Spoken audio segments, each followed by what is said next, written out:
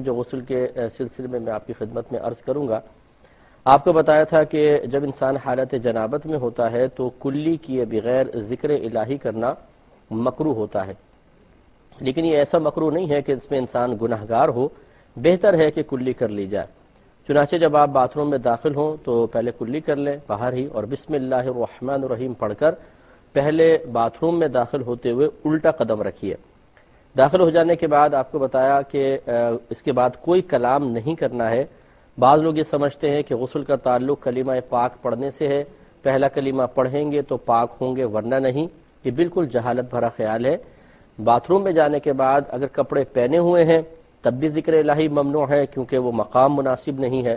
اور کپڑے اتارے ہوئے ہوں تو دو قباحتیں ہو گئیں، ایک تو مقام غیر مناسب ہے ذکر الہی کے لیے، اور دوسرا ستر کھلے ہونے کی حالت میں کلام بلا ضرورت کرنا مکروہ ہوتا ہے. تو واش روم میں داخل ہونے کے بعد پھر کوئی ذکر نہیں کریں گے. کپڑے اتارنے کے بعد آپ کو بتایا تھا کہ احتیاط کریں کہ کعبۃ اللہ کی طرف نہ رخ ہو نہ پیٹھ ہو، یہی مستحب افضل ہے. پیٹھ کرنا، رخ کرنا یہ مکروہ ہوتا ہے.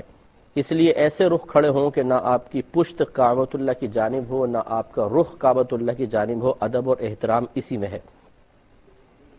اس کے بعد نیت کریں گے. نیت دل کے پختہ ارادے کو کہتے ہیں. آپ زبان سے کچھ بھی نہیں کہیں گے، بس دل میں ارادہ کر لیں کہ میں اللہ تبارک و تعالیٰ کی رضا کی خاطر غسل کر رہا ہوں، یا نماز کے قابل ہونے کے لیے غسل کر رہا ہوں، یا جنابت کو اللہ تعالیٰ کے حکم پر عمل پیرا ہوتے ہوئے جنابت کو دور کرنے کے لیے غسل کر رہا ہوں. بس دل میں آپ یہ نیت کریں گے تو یہ نیت ہو جائے گی. اس کا فائدہ ہی ہوگا کہ اب آپ کا نہانا عبادت میں باقاعدہ شمار ہوگا اور آپ کو ثواب ملے گا.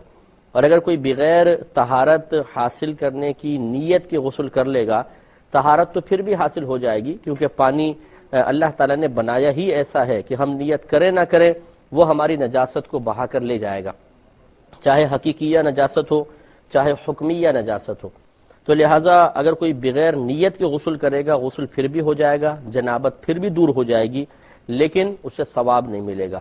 تو حصول ثواب کے لیے نیت کرنا ضروری ہے. اس کے بعد اپنے دونوں ہاتھ پونچھوں تک دھوئیں گے.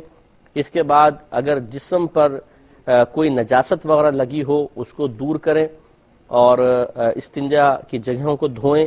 اس کے بعد نماز کی طرح کا مکمل وضو کر لیں، اور اس وضو کرنے کے اندر غسل کے پہلے دو فرائض بھی پورے ہو جائیں گے، ایک کلی کرنا اور دوسرا ناک میں پانی چڑھانا. اس میں آپ کو بتایا تھا کہ کلی کرنے میں غرغرہ بھی ہوگا، اور ناک میں پانی جب آپ چڑھائیں گے تو خالی ٹچ نہیں کرنا ہے، بلکہ جو نرم ہڈی جہاں تک ہوتی ہے، یعنی سخت ہڈی ناک کی شروع ہوتی ہے وہاں تک پانی کو سونگھ کر اوپر تھوڑا سا چڑھانا، یہ سنت کریمہ ہے، بلکہ یہ غسل کے اندر فرض ہے، وضو کے اندر سنت مؤکدہ ہوتا ہے. پہلے کال لیتے ہیں، پھر میں انشاءاللہ یہ طریقہ عرض کر کے پھر احتیاطوں کی طرف آتا ہوں. پہلے کالر ہمارے ساتھ ہیں. السلام علیکم. وعلیکم السلام مولانا صاحب، اللہ آپ کو زندگی دے اور سلامتی دے. آپ بہت اچھا پروگرام پیش کر رہے ہیں، میرا بہت پسند کا پروگرام ہے. میں نے یہ پوچھنا تھا کہ مطلب ہے کہ جب نماز چکی ہے اور اس میں سجدہ پہلے اور نک بعد میں لگا ہے، تو اب اس کا میں کیا کروں؟ مطلب ہے کہ کوئی کفارہ وغیرہ کچھ ہے؟ تھوڑا سمجھ میں نہیں آیا، ایک دفعہ دوبارہ کہیے گا تھوڑا سا. مطلب ہے کہ جو نمازیں میں نے پڑھی ہے نا، تو ہاں اس میں کوئی کمی رہ جاتی ہے نا. اچھا. تو مطلب ہے کہ کچھ عرصہ پہلے یعنی سجدے میں پہلے ماتھا لگا ہے نا. سجدے میں یہ ہوتا ہے کہ پہلے ناک لگاتے ہیں اور سجدے کی جگہ اور پھر ماتھا لگتا ہے. ٹھیک ہے. تو اب جو کچھ ہو چکا، مطلب پہلے میرا ماتھا لگا، بعد میں نے ناک لگایا نا. اب تو میں کرتی ہوں صحیح، مگر یہ جو ہو چکا ہے تو پھر اس کے لیے میں کیا کفارہ ادا کروں؟ ٹھیک ہے، میں عرض کرتا ہوں. اور میں بالکل عرض کرتا ہوں. تو پہلے نیت کرنا، پھر دونوں ہاتھ پہنچوں تک دھونا، پھر استنجے کی جگہوں کو دھو لیں، پھر نجاست کو بدن سے دور کریں. اس کے بعد نماز کا سا وضو کر لیں. اس کے بعد پورے بدن پر ایک بار تیل کی طرح پانی کو مل لیں. پھر سیدھی جانب 3 بار پانی بہائیں، پھر الٹی جانب 3 بار پانی بہائیں. اس کے بعد اپنے سر اور بقیہ دھڑ پر 3 بار پانی بہائیں تو آپ کا غسل مکمل ہو گیا.